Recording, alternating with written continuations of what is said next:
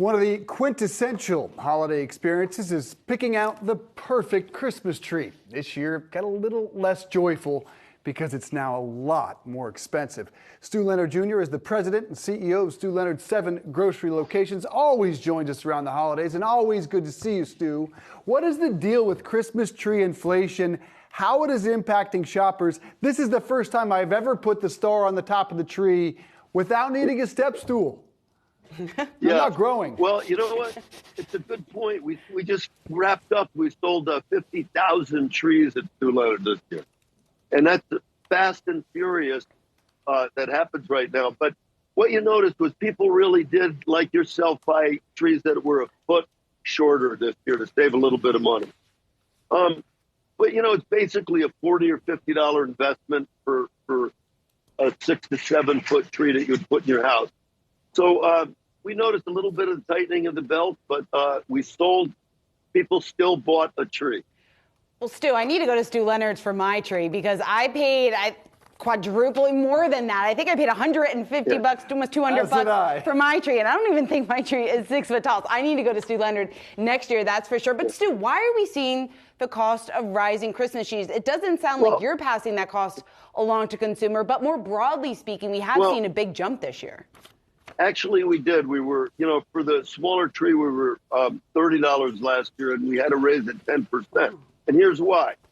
I mean, it didn't cost them any more to grow it, obviously, up in Canada where they're from. But the transportation coming down, you know, cost them more than last year. You know, this is a whole year now, you got to think. So the fuel prices were lower. And then also he had to pay his drivers more money. And they've tightened up on the transportation traveling as far as the number of hours a driver can drive now. So all of those things went up. And you know, look, he's a farmer. You know, he's not a slick business person that is part of a company, a Wall Street company or something. So that way we sort of agreed and took the price increase this year. Hey, Stu, Pross here. I'm a big fan of Stu Leonard's. I've been going there for years. I just want to ask you about a couple of things that are kind of trends you're seeing in the food space. First of all, are you seeing any kind of relief for customers in certain areas? You know, we see eggs and butter and things like that going really high. Is stuff coming down? You know, yes, there is. That's a good point. I mean, if Alexa was listening to all of our buyers right now, you would hear a lot more time. Looks like Stu. Yes. Oh, you're back, Stu. You froze up a little bit on the audio. Are you still with us, my friend? Up. Okay. How's this? Is this better? We got you now. Proceed.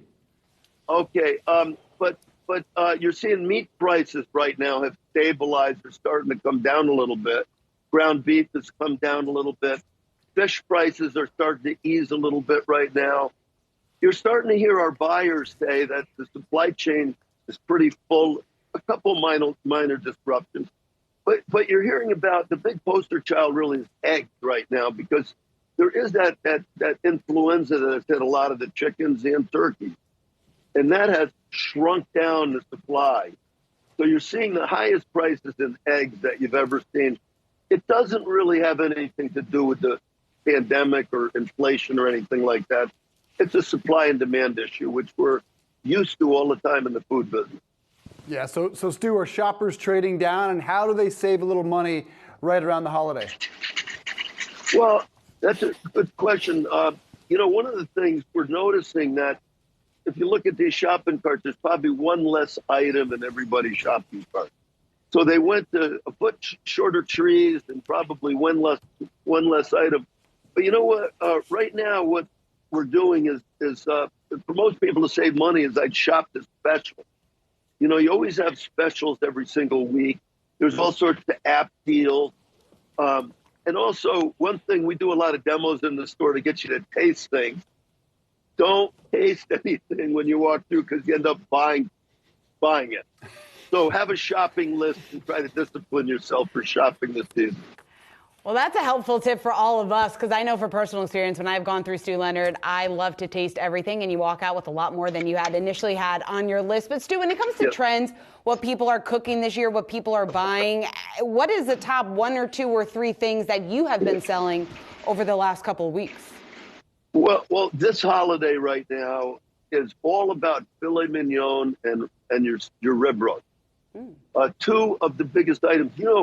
We sell trailer loads of these every year, but 40% of all our sales are in December. So it's an enormous meat holiday right now.